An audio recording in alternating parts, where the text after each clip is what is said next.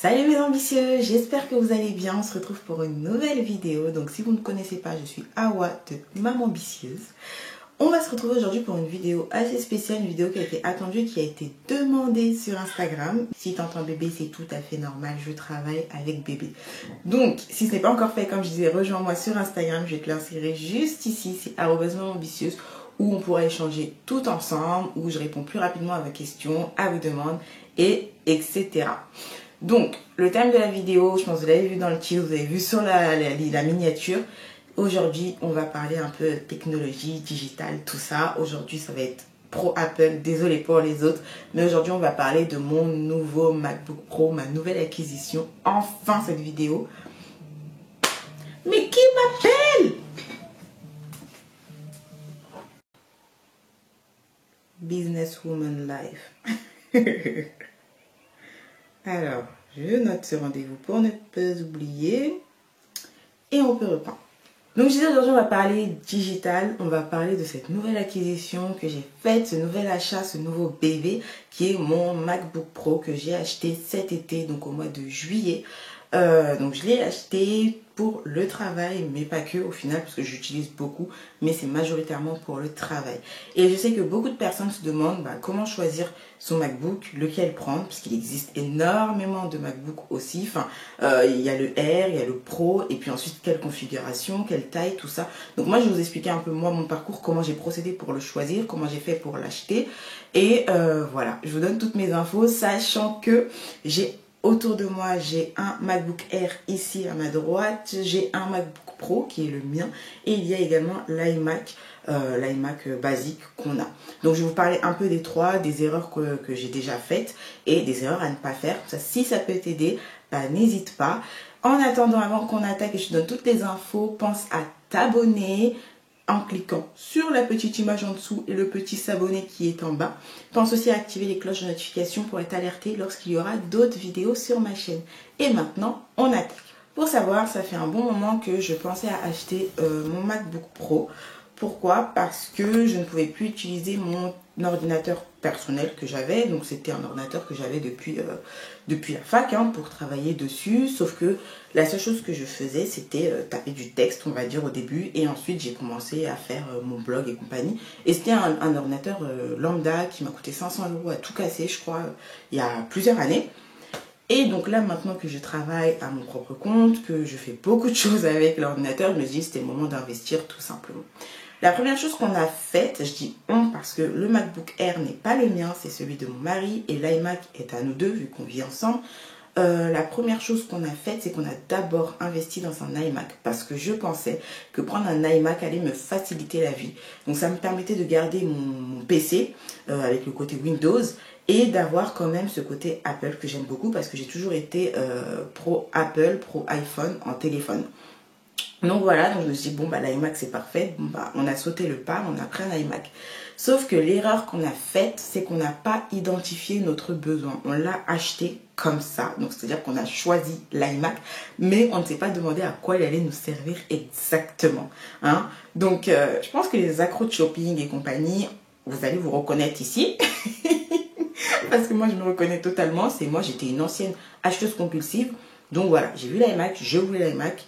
Et monsieur était d'accord aussi parce que ça lui convenait aussi. Donc on a foncé.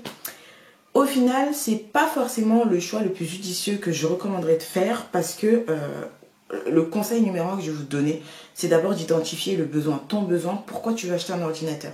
Est-ce que tu as besoin d'un ordinateur pour d'abord taper du texte tout simplement? Est-ce que c'est pour aller en cours? Est-ce que c'est pour bosser depuis chez toi? Parce que déjà, ça va te permettre de choisir quel type d'ordinateur tu veux. Est-ce que c'est un ordinateur fixe? Est-ce que tu as de la place avec un bureau et compagnie? Ou est-ce que c'est un ordinateur portable? Déjà, il y a ça en fait, il faut déjà faire la différence sur ces points-là. Donc, quand on a pris l'iMac, majoritairement, c'était d'abord pour gérer mon blog Ambitieuse, faire mes petites affaires depuis la maison, parce que je fais tous mes supports, mes PDF et compagnie, tout ce que je vous partage sur Maman Ambitieuse et qui arrive bientôt sur le blog aussi, je vais vous remettre des ressources, ça arrive, d'accord? C'est pour ça que le blog va bientôt être en refonte. Mais pour faire tout ça, etc., j'utilisais mon ordinateur et je me suis dit que l'iMac, ça allait être parfait. Ce qui s'est passé, c'est qu'en fait, j'utilise énormément l'ordinateur parce que j'ai appris beaucoup de choses. Je suis montée en compétences et je fais de plus en plus de choses. Donc, des sites internet que je conçois, des logos et compagnie. Je fais énormément de choses et mon iMac est un iMac basique, un entrée de gamme. Et donc là, on commence avec les petits termes. Et moi, je ne comprenais pas tout ça. Je ne savais pas c'était quoi tout ça et je ne pensais même pas à tout ça quand j'achetais. Et donc ça, c'était une des premières erreurs et c'est une erreur que je vous recommande de ne pas faire. C'est vraiment, mais vraiment identifier ton besoin. Parce que au final, si j'avais su que j'allais faire tout ça, si j'avais vraiment identifié mon besoin, je ne pense pas que j'aurais foncé sur l'iMac. Et à la rigueur, si on avait pris l'iMac, je pense qu'on aurait directement pris l'iMac Pro pour que ça puisse nous être utile par la suite. Là, ce qui s'est passé, c'est que l'iMac, c'est un entrée de base. Donc c'est vraiment le premier... le prix sans qu'il soit reconfiguré, qu'il y ait d'autres choses, mais je vous explique ça juste après.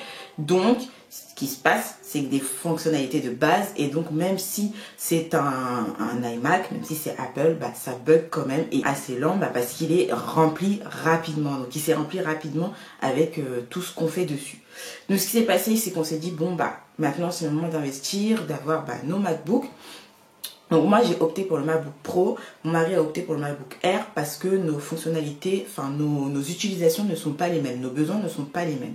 C'est-à-dire que je fais beaucoup de conception, de visuels, j'utilise beaucoup de logiciels qui sont assez lourds comme la suite Adobe, donc je vais utiliser des Photoshop, Adobe Illustrator, InDesign et compagnie.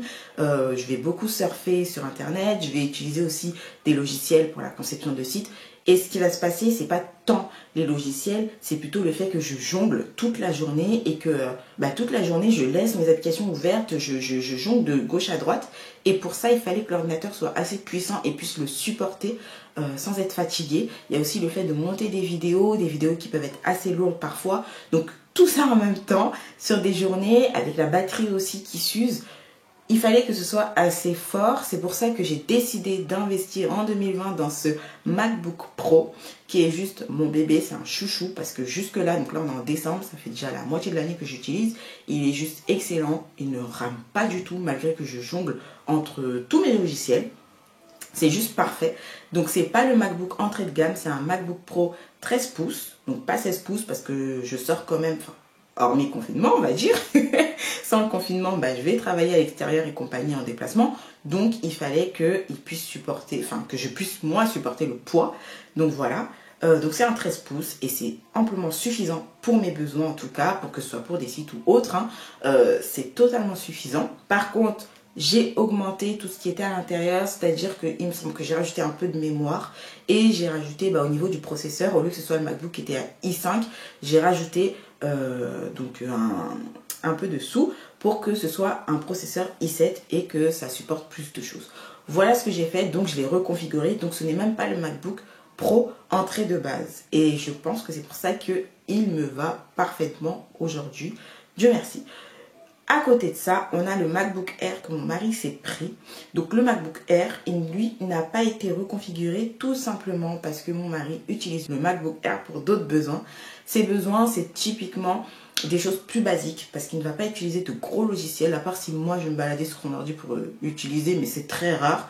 Il n'utilise pas de gros logiciels hormis pour des vidéos, du montage et compagnie. Mais voilà, il n'y a pas de conception de site ou autre sur son ordinateur. Et puis même si ça se fait sur son PC, ça supporte très bien parce que j'ai quand même essayé.